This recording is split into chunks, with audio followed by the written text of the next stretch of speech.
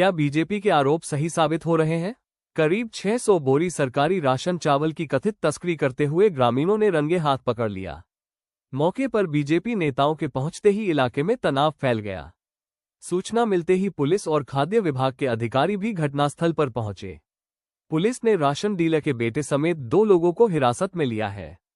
नदिया जिले के शांतिपुर थाना क्षेत्र के फुलिया इलाके में सरकारी राशन चावल तस्करी का बड़ा मामला सामने आया है। आरोप है कि एक निजी गोदाम में सरकारी राशन के चावल की बोरियों को बदलकर दूसरे बोरे में भरकर बीरभूम भेजने की तैयारी चल रही थी। ये गोदाम राशन डीलर सौसा आता दत्त का बताया जा रहा है। हालांकि अधिकारियों के अनुसार यह कोई सरकारी गोदाम नहीं है।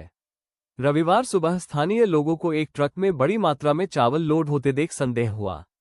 जब ग्रामीणों ने गोदाम का दरवाजा खुलवाया तो अंदर का नजारा देखकर सभी हैरान रह गए।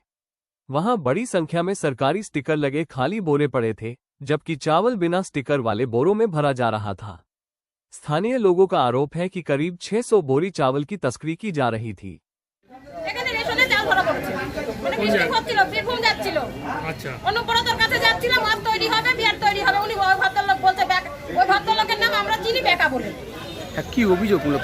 অভিযোগ এখানে সকাল থেকেই এক কথাই যে পুরনো যে সরকার ছিল সেই সরকারের চাল চোর, এক কথা আমরা যে দীর্ঘদিন বলে এসেছি যে চাল চোর, এই সরকারের এই পুরনো ঘুঘুর বাসা ছিল, সেই ঘুঘুর বাসা থেকে এখন এরা বেরোতে পারেনি।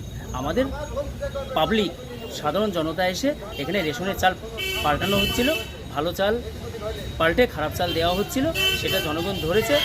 ধরার পর এখানে একটা উত্তেজিত হয়েছে, হওয়ার ফলে এখানে খাদ্য দপ্তরের আধিকারিক এসছেন, বিডিও সাহেব এসছেন এবং পুলিশ আধিকারিকরা এসছেন।